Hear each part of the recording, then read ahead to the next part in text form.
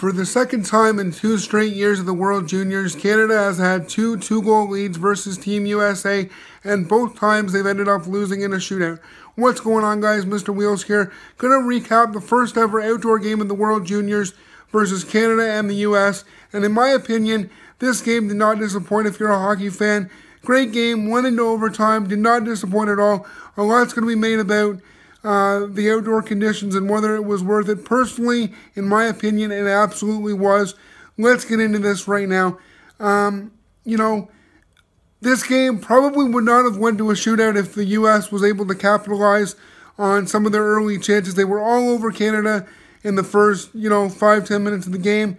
Canada dodged that bullet, was able to get on the board with 2 quick goals, and then the USA got a lucky break, got a 5-on-3 power play because Canada took dumb penalties throughout this game, the entire game, and we'll get more on that in a minute. But USA to get on the board, they caught Canada on a line change, not letting them get set back up on that 5-on-3. Got on the board 2-1. Canada was able to weather that storm, come right back, and make it 3-1. And that was a turning point in the game. That third goal was a mad scramble. It was lucky that it went in, shot through traffic. Canada, I think they got lucky. And from that point on, even with that first U.S. goal, the U.S. played a more tactical game, in my opinion. Canada, once it was 3-1, they let their foot off the gas. They had the U.S. on their knees, on the mat, if you will, and they let them back up, and the U.S. just started to counterpunch, got Canada to take stupid penalties, retaliatory penalties. The game was chippy, and the U.S. was really the instigator of that, in my opinion. But still, after that first period, after being down 2-0,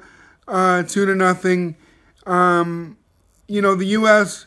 looked a little bit more relaxed throughout the rest of the game, and I think Canada, was gripping the stick a little bit too tightly, taking bad penalties, and let their foot off the gas, and let the U.S. back into the game. They tie it up 3-3, goes into overtime. Canada played well in the overtime, and if they would have cashed in on one of the chances they had, the game wouldn't have went to a shootout. But in the shootout, Canada's been snake bitten in shootouts, and the only good thing about this game for Canada was that in a lot of ways it's a meaningless game. The U.S. played desperate because if they would have lost that, they would have had a much more difficult quarterfinal matchup. Canada can still win their pool. I don't think Denmark really has a chance against Canada tomorrow. And, this could be all well that ends well. The World Juniors is usually not without a little bit of adversity for a lot of the teams that do end up winning a gold medal. So it's better to have a game like this against the USA in the preliminary round rather than have it be in the gold medal like it was last year. Canada just needs to learn from this and move forward.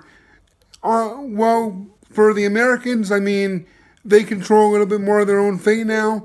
They'll get a more favorable matchup going into the medal rounds. And, the U.S. team, they've got a very good team. I